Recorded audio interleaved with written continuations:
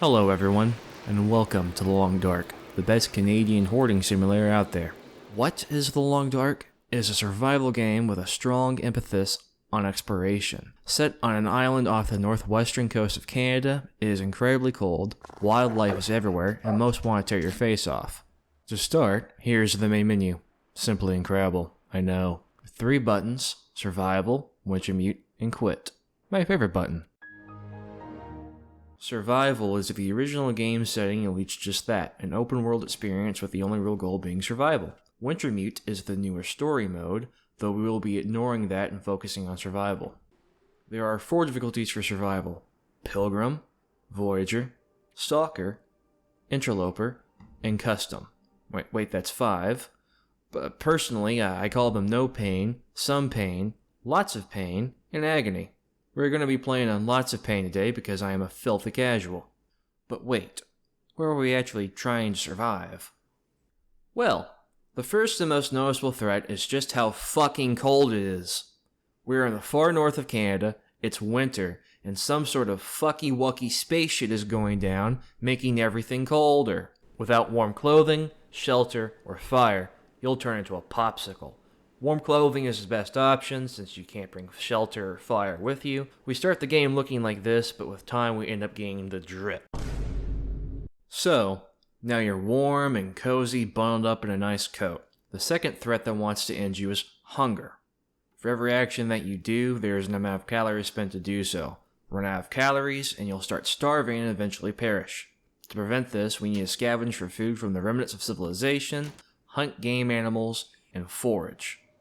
Okay, so we're fed and warm. Guess what, bucko? Third threat, wildlife. Everything that moves wants to tear your face off. That rabbit, planning your demise. Those deer, spies working for the wolves. The bear and the moose have formed a union with the intent of toppling mankind. Why? Well, remember that fucky-wucky space shit? Apparently, that made all the animals decide to rise up and take over the world. The only defense is a dwindling supply of firearms and ammunition, as well as a few crafted options such as a bow and arrow. While most animals will eventually expire due to blood loss after being shot, there is an exception to that rule. The moose. The moose does not bleed. Alright, back to it then. To refresh, we're running on Stalker, Lots of Pain, and starting in the region of Desolate Point. My objective is going to be getting from here to the old trapper's cabin in Mystery Lake, preferably within 10 in-game days. So, we've started. If we're lucky, we're going to spawn inside of a building or some other form of shelter. We were not lucky. In fact, barely a minute in, and we've already been spotted by local wildlife and harassed.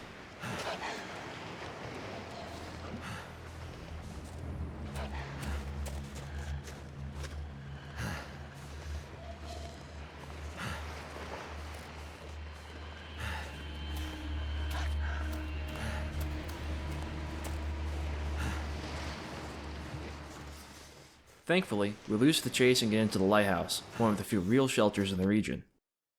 After searching the place, we discover an amazing find.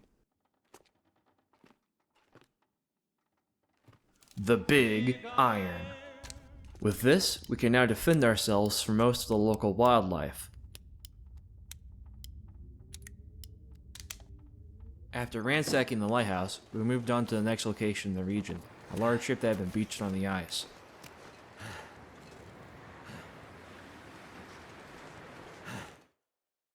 While searching the deck, this guy shows up.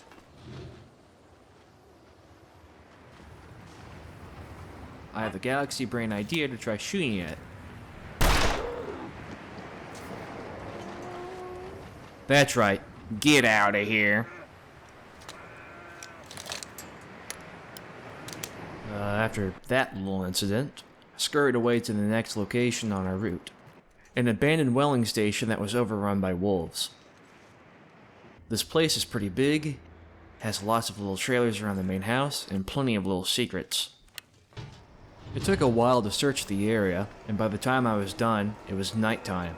Oh, and remember that fucky-wucky space shit I was talking about? Well, that was happening, and it lights up the night sky as an aurora. While an aurora is happening, the The already extremely aggressive wildlife becomes even more pissed off and starts to glow, making traveling at night much more dangerous. Being the incredible genius that I am, I proceed to go back to the lighthouse, clueless of the danger, and run straight into a pack of extremely pissed off, glow-in-the-dark wolves. Unfortunately for them, I have the big iron.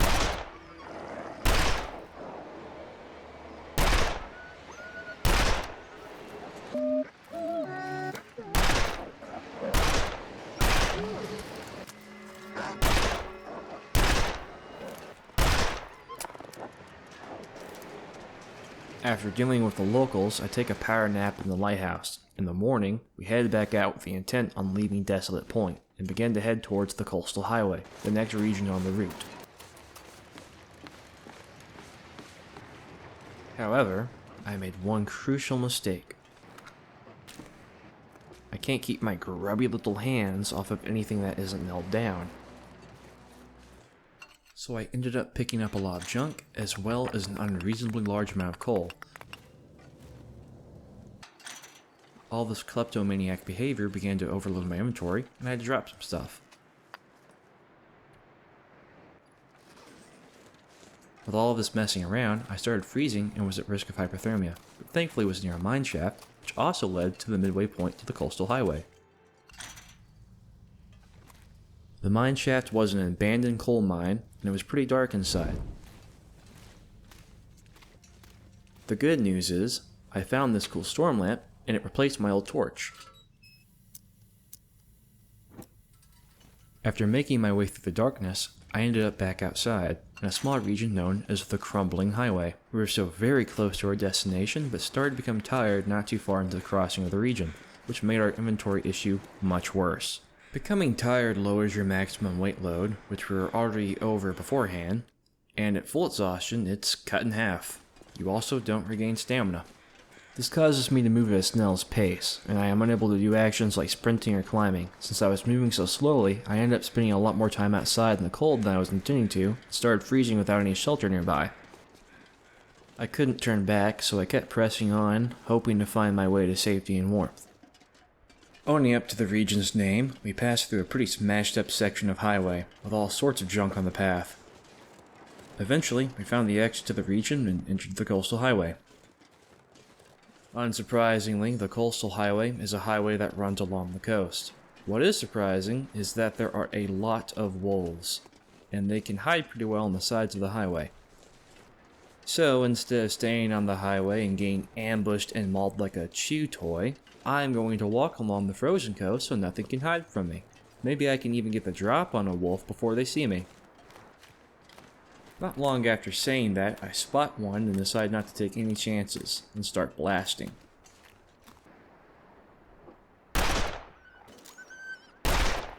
Not sure if I actually land any hits because of the shivering since I'm freezing, but the wolf isn't going to bother me again.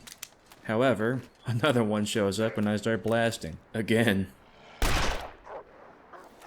After dealing with those things, I spotted a house and I made a beeline to it since I was really starting to push my luck with hypothermia.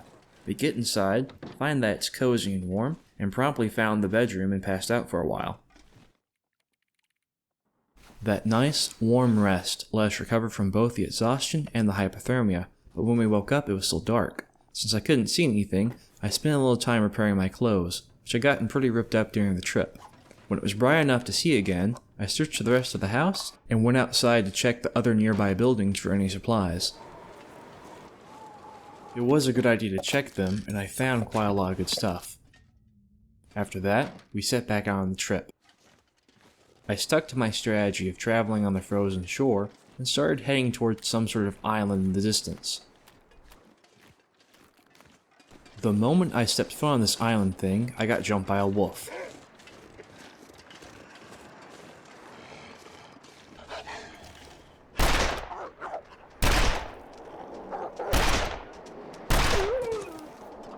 The big iron always got my back.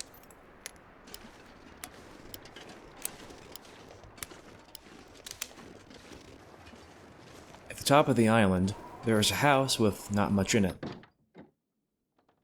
Grabbing what we can, which means everything. I am extremely over-encumbered, but I want more stuff.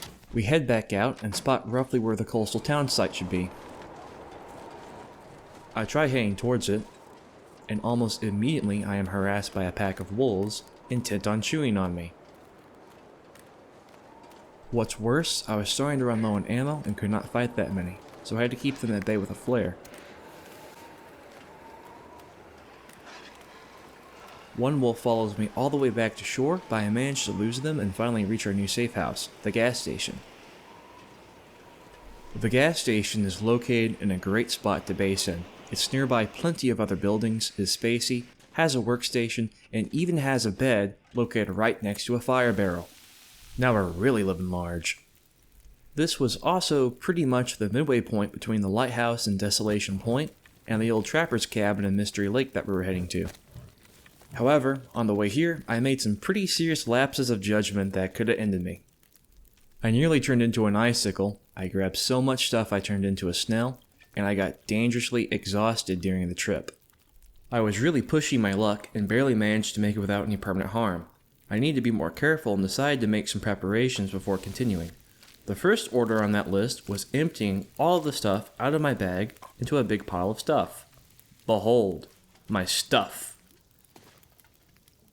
Next up was searching the coastal town site and building up that pile of stuff. I needed to find better clothes, as well as restock my ammunition supply for the big iron, since plenty of stuff was trying to chew on me. So, I set out to start scavenging. I first checked a few of the cars around the gas station, but they didn't have much. After that, I searched the nearest house and I got some decent supplies. However, the town wasn't without its dangers. The local area was completely overrun with wildlife. There was even a bear nearby. A bear I was going to take down with tactics. I figured out those tactics by stupidly trying to down a 1,000-pound pissed off bear and running into a house. Then, it hit me. Animals can't open doors. They don't have hands, and are unable to follow you inside a building or car. I was going to use this to my advantage by taking a pot shot at the bear and then running into a nearby car to escape it.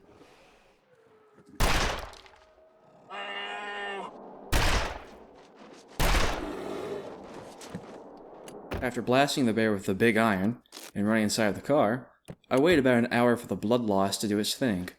Not long after, the bear was down. We'd done it. Surely, the harvested meat and resources would come in handy.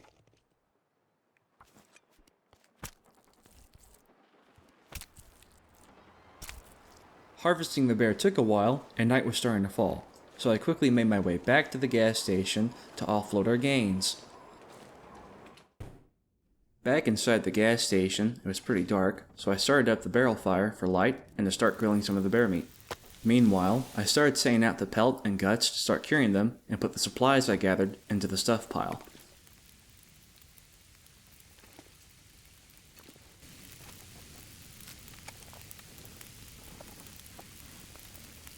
About an hour later, the bear was cooked. Look at those numbers! I gobbled it down and... wait, what? Intestinal parasites? Turns out, carnivore meat, such as meat from wolves or bears, has nasty little parasites in them. Eating it can literally give us tapeworms, which can eventually kill us. So no bear meat for us. After all of that, I headed to bed. My first day in the coastal town site was pretty wild. I nearly got eaten by a bear, I may have tapeworms from eating said bear, and I wasn't able to do much scavenging because of, once again, the bear. The good news is, the local bear threat had been dealt with, and I had gotten settled into the gas station. So, scavenging should be much easier to do now. When I woke up, I headed out to start stuffing my bags, but promptly got turned around because of a blizzard that had blown in. Yeah, not stupid enough to try that one anymore. A couple hours later, the weather improved, and I began a long, hard day of gobbling up everything I could and hoarding it all back in the gas station. I hit most of the houses and buildings in and near the town site. I had to dodge a few of the wolves, but the big iron has always got my back. With my bag stuffed, I went back to the gas station and started stacking all the goodies I grabbed into my pile of stuff.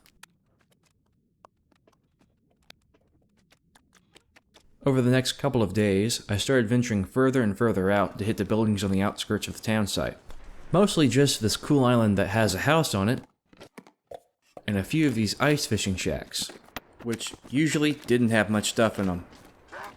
And the wolves seemed to use them as their gang hideouts. After all of the scavenging, I had gotten a lot of stuff. Let me tell you, my pile of stuff, it was big. Huge, even. At this point, things are good. My pile of stuff was huge. I replenished my ammo for the big iron, and I had seriously upgraded my clothing. I was ready. The following morning, I was going to set out on the last leg of the journey. I was headed to Mystery Lake. When I woke up in the morning, I started packing some supplies for the trip, mostly just necessities to float over and cover myself like last time. I also checked the hide and the guts from the bear, but they had not cured yet, so I left them here. Maybe I'll come back here one day. Packed and ready, I took one last look at my pile of stuff. And with that, I walked out the door and started towards Mystery Lake. However, we were going to be taking the scenic route, as there was a few things I wanted to check out on the way there, namely a watchtower of some sort, plus a few logging trailers that may have stuff in them. While checking one of the logging trailers, a blizzard blew in. For some reason, I decided to run around a little bit in the cold before realizing that was a bad idea. I came back pretty quickly though and waited out the storm in the trailer. Once the blizzard was gone, I got back on track and started heading to where I thought the watchtower was. Not too far from the trailer, I found this cliff face with a climbing rope. I was pretty sure going up it would lead to where the watchtower is. However, these ropes can be pretty dangerous if you're tired or encumbered. Thankfully, we were neither. Once up it, I was pretty sure this trail would lead right to the tower. Turns out, I was right. After walking the trail for a while, we managed to find the base of the tower. Before going up it, I get distracted by the view. I told you this route was going to be scenic. After enjoying the view, I headed up the stairs and checked out the top of the watchtower. Unfortunately, there wasn't a rifle, but we did find a cool flare gun and some shells though. Pretty neat. Put it to use soon after though, because, wolves. Not long after leaving the watchtower, we continued up the trail to find an old mine shaft, which should lead us to Mystery Lake.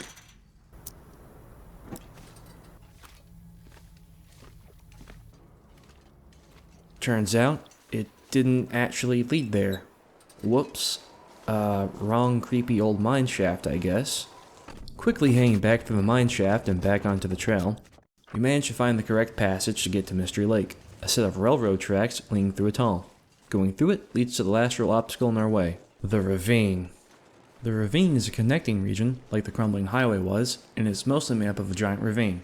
Crazy, I know.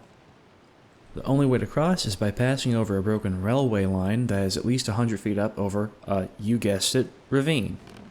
Falling into the ravine would be it. Game over. Instant doom. So, we crossed it without any issues and safely got to the other side. However, there was also a tree trunk that we had to cross over. This was also suspended over a ravine, and I actually did have a bit of an issue crossing it, since I had trouble getting on top of it. Thankfully, after fiddling around, I got it and crossed without any more problems. With the ravine behind us, we crossed over into Mystery Lake. Finally, we're here. Mystery Lake. We still need to cross half the region to get where we're going, but we are here. Only a few steps into the region, I noticed a large industrial-looking building behind some fence. I was pretty tempted to check it out, but decided the entire place was an OSHA hazard and moved on. I began crossing the region towards where I thought the trapper's cabin was, using the rail line that runs through Mystery Lake as a guide. This rail line had some sort of rail car, and I found some much-needed big iron ammo inside of it. Not long after, I noticed another one of those watchtower things, and hoping for a nice, shiny rifle, I tried getting up to it. While doing so, I repeatedly sprained my ankles and wrists. Ouch. I do manage to find the proper way up eventually and get to the base of the watchtower. Sadly, no rifle, but there was a box of ammo for the big iron, plus some supplies. There was also a sweet view, and I had a better idea of where the cabin should be. Very nice. Fucking bow rat reference. Heading back down the hill from the tower, we crossed into a part of the region that was pretty empty aside from snow, trees, and wolves. It was also starting to get pretty late, and we needed to hurry, lest we get caught in the dark. It had also been a while since we had rested, and fatigue was starting to set in. Because of that, we were becoming encumbered, which made it all the more important to hurry. Just as darkness was setting in, there it was! The trapper's cabin. At last, we were here. Once inside, we looked around, lit a fire, and settled in to sleep the night away. In the morning light, I began unpacking my bag and making another pile of stuff. Behold, my stuff. I was nice and cozy, settled inside, with enough supplies to last a while. We had made it. From the lonely lighthouse in Desolation Point, all the way to the old trapper's cabin in Mystery Lake. We had gotten here in about a week of in-game time, which was well under my goal of getting here within 10 days. Good job, me. For now, our story ends here. The Long Dark is, to me, one of the greatest survival games on the market. If you like this kind of genre, I seriously recommend getting the game. It's only 20 American smackaroos on Steam and tends to go on sale. Well, that's all. And hey, thanks for watching.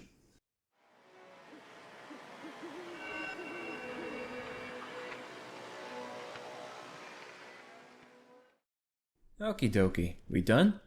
Good. I need a vacation. All of this wet, cold, and snow is getting old. I want to go somewhere that's dry, warm, and sandy. Hey, wait, what's going on?